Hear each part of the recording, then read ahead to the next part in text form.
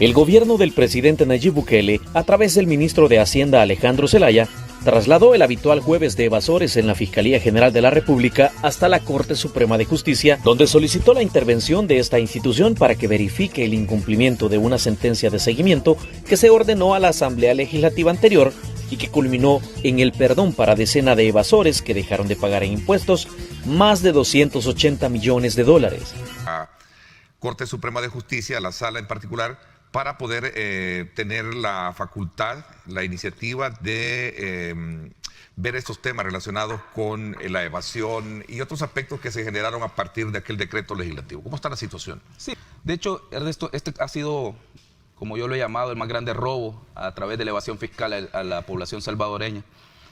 En el año 2014, la Asamblea emitió el decreto 763, que amplió a 5 años la capacidad para ir a investigar del Ministerio de Hacienda. Entonces podíamos ir a auditar hasta 5 años atrás. Hoy por hoy solo podemos ir a auditar 3 años hacia atrás. En ese momento se había ampliado hasta 5. En el año 2018 se declaró inconstitucional el decreto, el decreto 763.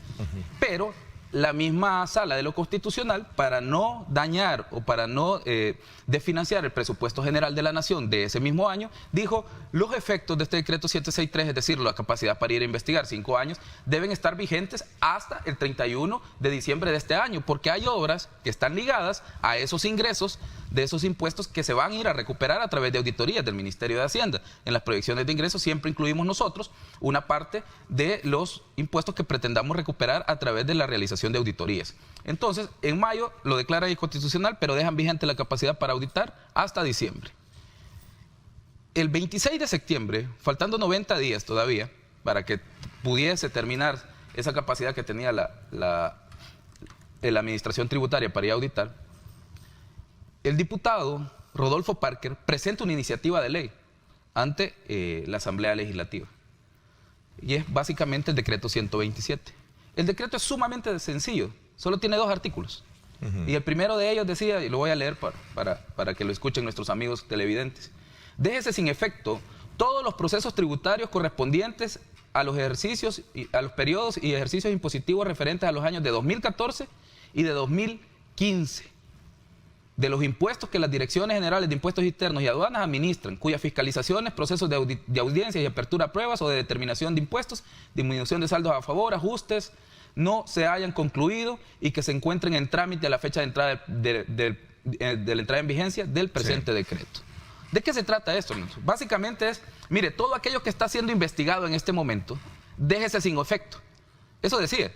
Entonces, el diputado Parker alegó que la administración tributaria no lograba terminar todas las auditorías que estaba realizando antes del 31 de diciembre. Faltaban 90 días y habían muchas que ya estaban en notificación de tasación. O sea, estaban a un paso para determinarte ya cuánto tocaba pagar.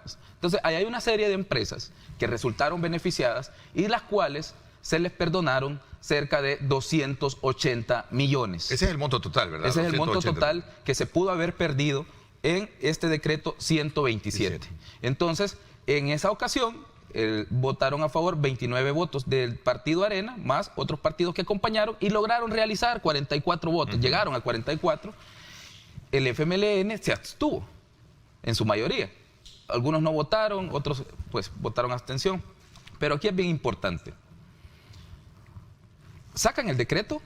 Cuando llega a Casa Presidencial, hay que recordar que en ese momento estaba gobernando el profesor Sánchez Serén, ahora prófugo de la justicia y nacionalizado nicaragüense.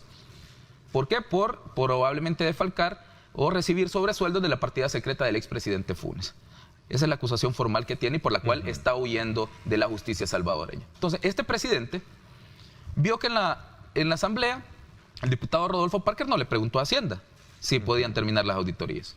Tampoco en el seno de la Comisión de Hacienda se le mandó a preguntar al Ministerio de Hacienda si podían terminar estas auditorías. Entonces, lo que debió hacer el presidente es que cuando le llegó el decreto para ser sancionado y publicado en el Diario Oficial, tuvo que haberlo mandado a opinión al Ministerio de Hacienda.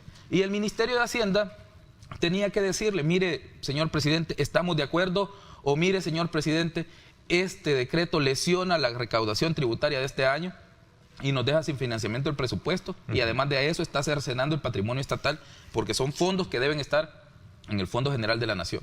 Eso debió haberse hecho.